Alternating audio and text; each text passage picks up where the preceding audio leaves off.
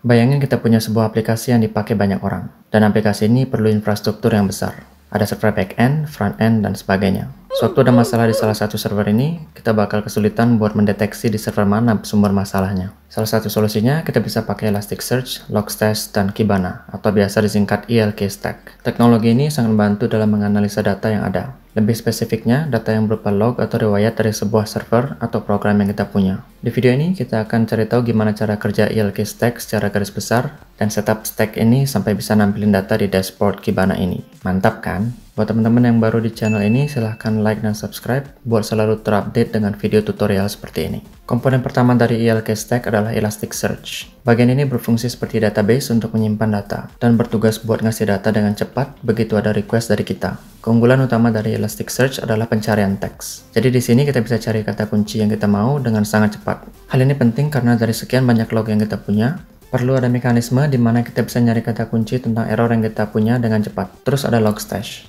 Bagian ini berperan buat memilah-milah data yang ada. Jadi dari struktur teks atau log yang ada, kita bisa tandai bagian yang penting atau ubah tampilan teks yang ada supaya bisa lebih gampang di display di chart. Yang lebih penting lagi, kita bisa menyaring bagian-bagian yang nggak perlu. Jadi sistem penyimpanan Elasticsearch nggak kepenuhan dengan data-data yang nggak penting. Setelah kita punya data-data yang kita mau, akan lebih bagus kalau kita bisa visualisasi data-data yang ada. Di sini, Kibana punya tugas buat ngasih user interface atau GUI untuk kita. Dari Kibana ini, kita bisa bikin chart, cari kata kunci, dan lain-lain. Nah, sekarang pertanyaan adalah, gimana cara kita dapetin log atau riwayat server tersebut? Karena pasti ada satu mekanisme gimana caranya teks dari log yang ada di server bisa sampai di Elasticsearch. Jadi ada satu lagi komponen yang penting, tapi nggak ada di singkatan ELK-nya. Di sini kita perlu namanya bits. Ada macam-macam tipe bits, tapi tugasnya mirip, yaitu ngambil data dari sumber yang kita pilih, dan sumber ini bisa log file, log dari aplikasi, network metric, dan lain-lain. Kita ambil aja contohnya file bit. Jadi sesuai namanya, file bit bakal ngambil data dari sebuah file.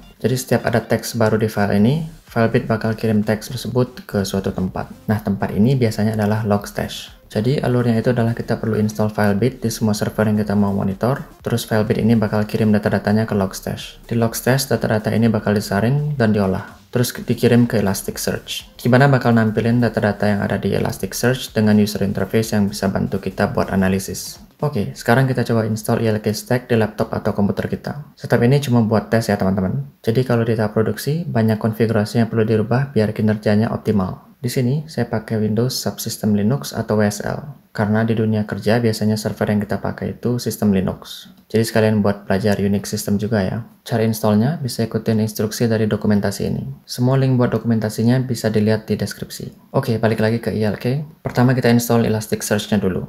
Eksekusi command yang kita dapat dari dokumentasi ini di Bash Linux. Contoh eksekusinya, misalnya kita buka bash WSL seperti ini. Klik Start Windows, terus ketik terminal. Setelah WSL-nya terinstall, bakal kelihatan pilihan Ubuntu di sini. Klik pilihan Ubuntu, bisa bikin folder baru dengan Make_dir. Pindah ke folder itu, terus tinggal kopas instruksi yang ada di dokumentasinya. Few moments later. Setelah terinstall, bisa run aplikasinya dengan eksekusi command ini. Di sini kita perlu perhatiin lokasi foldernya ya, karena command ini bakal bisa jalan kalau kita ada di folder yang benar. Cek Elasticsearch service-nya udah jalan dengan command ini. Sip, huruf E udah selesai, sekarang kita lanjut ke komponen berikutnya. Mirip seperti sebelumnya, install Logstash bisa tinggal ikutin prosedur instalasi yang ada di dokumentasi ini. Setelah selesai install, kita perlu bikin file konfigurasi untuk Logstash. Jadi bikin file baru, misalnya namanya test.conf di folder ini.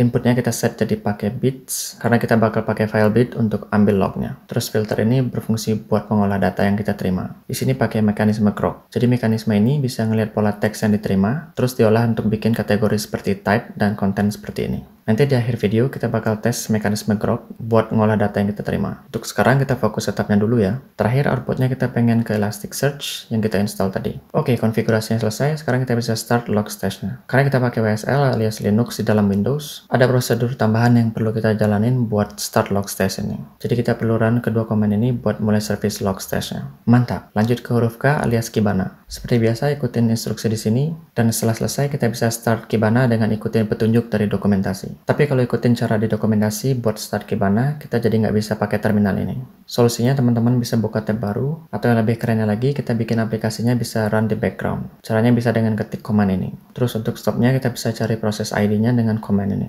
Angka ini adalah proses ID-nya. Buat stop, kita bisa pakai command kill, terus kasih nomor ID-nya seperti ini. Buat start Kibana, teman-teman perlu tunggu lumayan lama buat Kibananya muncul. Jadi bisa ditinggal ngopi dulu atau push up dulu.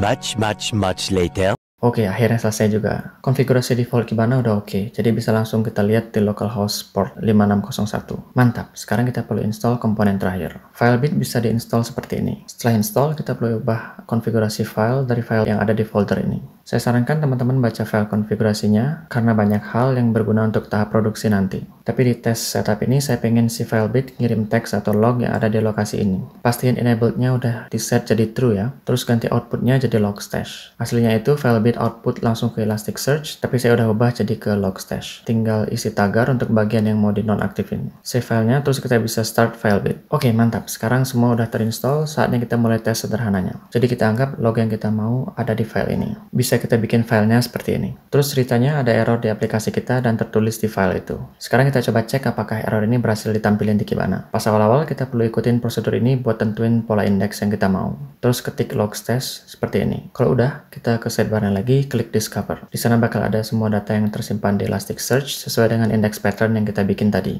Teman-teman bisa pilih field apa aja yang pengen ditampilin, dan di sini kita bisa lihat konfigurasi grok yang kita bikin di logstash itu bisa memilah tipe errornya. Log yang awalnya seperti ini bisa diolah jadi ada tipe dan kontennya. Manfaat dari olahan tipe ini, jadi bisa bantu kita buat diagram, misalnya buat cari tahu tipe error apa yang paling sering terjadi seperti ini. Proses ini sangat berguna kalau teman-teman ingin memilah tipe errornya. Nah, kalau teman-teman suka dengan bikin aplikasi untuk analisa data, bisa nonton video ini juga ya.